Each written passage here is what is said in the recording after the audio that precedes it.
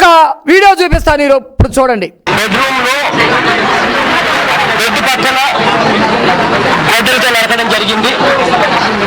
జరిగిన తర్వాత తల మీదే దాదాపుగా 5 సార్లు గొడ్డలతో నరికారు.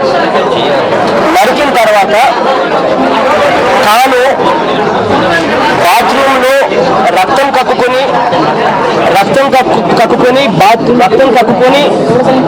ఆ తర్వాత బాత్రూమ్కి తాను వెళ్ళి ఆ బాత్రూంలో రక్తం తక్కువైనందువల్ల మూర్చొచ్చి పడిపోయి. మీరు ఆ ముఖాన్ని చూడండి, జగన్మోహన్ రెడ్డి ముఖాన్ని.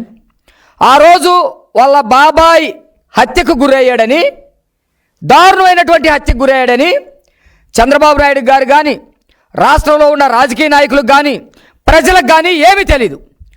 అంతకు ముందే అవినాష్ రెడ్డితోటి ప్లాన్ చేయించి నరికి చంపి మళ్ళీ ఏం తెలియనట్టు ఆ ముఖం చూడండి, ఏమీ తెలియనట్టు బాబాయిని 5 సార్లు గొడ్డలతో నరికారు, కత్తితోటి పొడిచారు, కబోర్డు దగ్గరికి తీసుకెళ్లారు, కమోడుకి గుద్దారు, అట్లాగే బాత్రూంలోకి లాక్కెళ్ళారు అని అమాయకమైనటువంటి ఫేస్ పెట్టి చెప్తా ఉన్నాడు.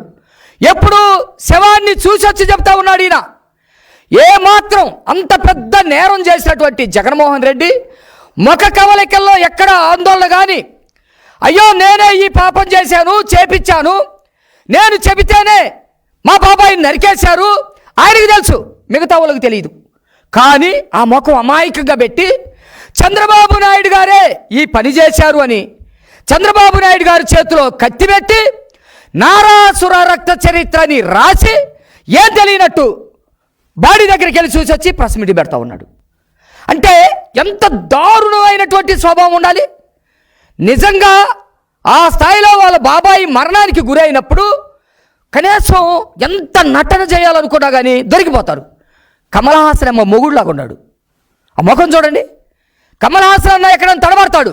కానీ వాళ్ళ బాబాయిని చంపింది తర్వాత గూగుల్ టేక్అవుట్ ద్వారా తెలిసింది, సిబిఐ చాలా విషయాలు బయటపెట్టింది, అనేకమైనటువంటి సాక్ష్యాలు ఆధారాలు మొత్తం లభ్యమైనవి.